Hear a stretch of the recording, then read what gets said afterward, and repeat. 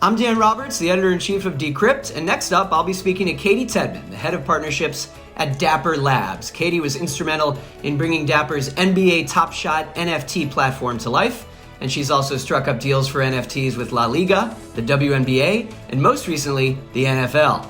Before Dapper Labs, Caty worked at the NHL, the NFL, and ESPN. Okay, hi Caty, thanks for joining us. Hey, it's great to see you. Great to see you. Thanks to Yahoo Finance for having us. Things have kind of come full circle because when we spoke back in 2017, Dapper was CryptoKitties. And nowadays, I mean, you've got so much going on, but I'd say you're first associated with NBA Top Shot. We will get into Top Shot and everything else you guys are up to, but let me start this way. We spoke back in March for a different event, and you were telling me that, hey, when we first partnered with the NBA, we were a risk for them. You said we were CryptoKitties. We had clogged up Ethereum. And, you know, we're here at this Yahoo Finance event. It's kind of a more broad mass audience. I don't want to assume that everyone is a crypto history expert. So why don't we start by reminding everyone, you know, what CryptoKitties was. This was before we were even using the term NFT widely. And what happened with CryptoKitties' popularity? Yeah, so we launched CryptoKitties at the end of 2017, which seems like a lifetime ago now. And really all we set out to do there was to show that you could do other stuff with blockchain other than decentralized finance.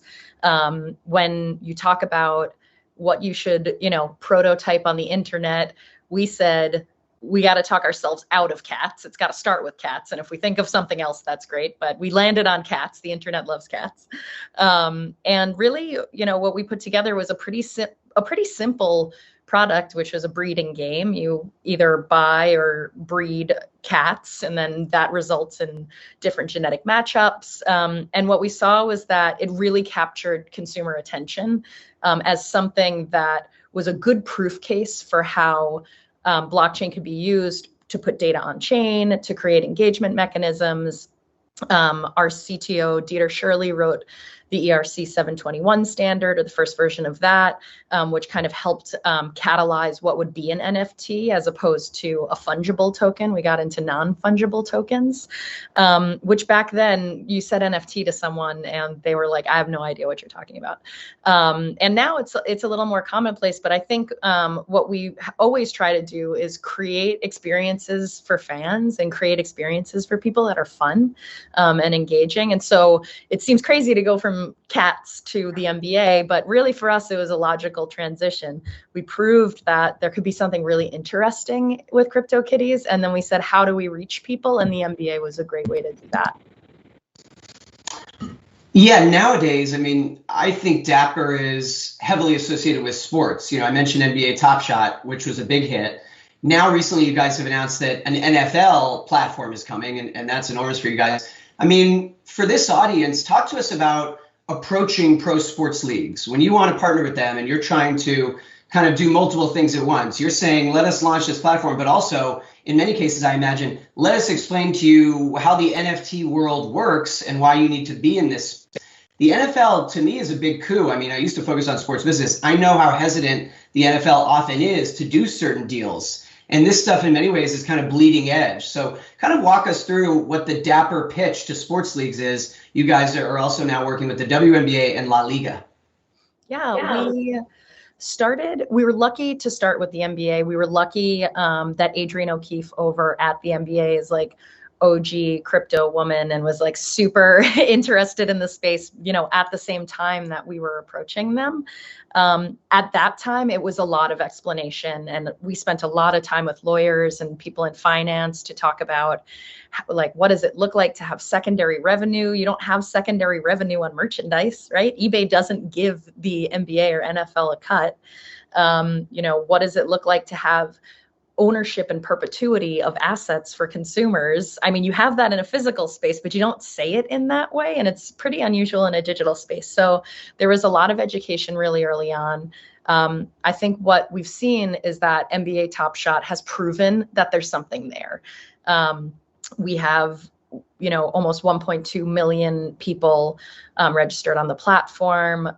There have been almost 14 million transactions, 10 million of those just peer-to-peer.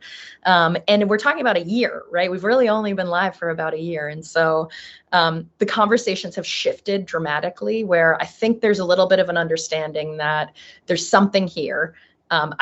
I meet very little resistance these days that NFTs are a thing, which, back then there might have been a discussion around that. And now it's more about how do we create a really interesting and unique environment. I think when we look at the NFL or La Liga, we don't want to just rinse repeat on NBA Top Shot. We want to take the stuff we've learned there, but football is a week-to-week sport, right? Like, you watch that totally differently than you do the basketball season. And so now the conversation is really around, how do we build for your fans? How do we talk to your fans? How do you talk to your fans?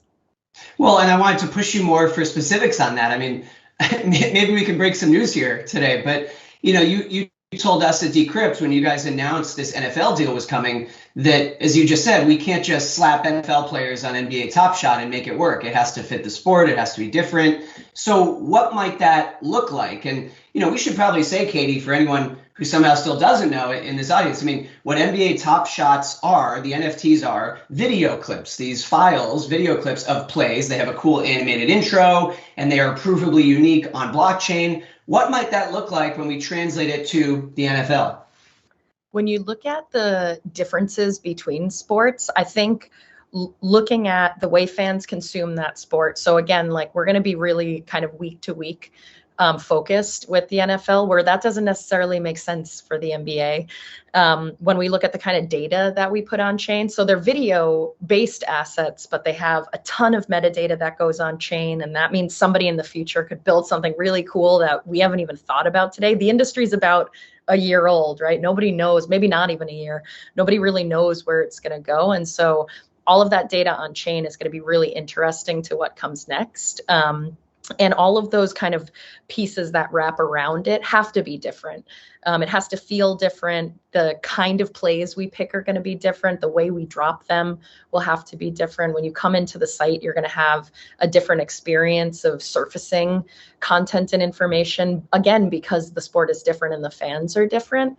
I think we're going to have a little bit of education to do to start out with. Basketball fans know that Top Shot exists, I think, at this point. But football fans don't necessarily. And if you look at that fan base, it's a bit different, maybe demographically. And so I think we want to always start with the fans and what they care about. We're doing for La Liga everything in Spanish and English. So it's a Spanish league. We have to start in Spanish. We know that we have a great interest in NFTs in North America, and we also want to be activating in English, but that product's going to have to be totally different for that reason. A lot of the people in this audience today have a real investing focus. And when they look at crypto as a whole space, their question might just be, should I get into this? And, with NBA Top Shot, you guys kind of had two types of fans using it at the beginning among kind of the initial frenzy, which was regular NBA fans. They might be young people, and they were just buying the base level, $9 pack of collectibles because they think it's cool. You also had people who were buying them up, and maybe they're already people with a little money to invest. Mark Cuban was into Top Shot, and some of the people into it were players, and they were buying and then watching the value accrue, and in some cases flipping Top Shot NFTs for big money. I guess I'd ask, and maybe not just about Top Shot, but NFTs in general, what would you say to people at this event who are just wondering, is this a good investment? Should I be buying NFTs even if I don't really fully understand them? My feeling is that you should buy stuff you like. It's the same thing as like buying a watch. You're not going to, maybe people do, but maybe you don't want to buy an ugly watch because you think it's going to be worth a lot. You buy something that you want to wear, and then if it accrues in value, that's amazing. And so I think I would always tell people, start with the thing you like, start with the thing that you know. Part of the fun about, quote unquote, investing in NBA Top Shots is if you love basketball, you're really doing a little bit the same you do in fantasy, where you're making choices and you got to see how those choices play out. We've been talking, Caty, mostly about NFTs and, throwing around some of these acronyms, DeFi, NFTs. Here's another one I almost hesitate to bring up, but DAOs, DAO, which is Decentralized Autonomous Organizations. You guys recently announced that you are acquiring this platform called BRUD, B-R-U-D, and it's all about creating DAOs. Some people believe that DAOs are the future of work. Talk to us about this acquisition, and is this a huge kind of category shift for you guys from NFTs now getting into DAOs? I don't think it's a category shift. I think we're really interested in how blockchain technology can impact people's lives and impact consumers. And if you look at a decentralized autonomous organization, there's something there that puts puts the ability for people to make their own decisions and then not to have middlemen in some different ways.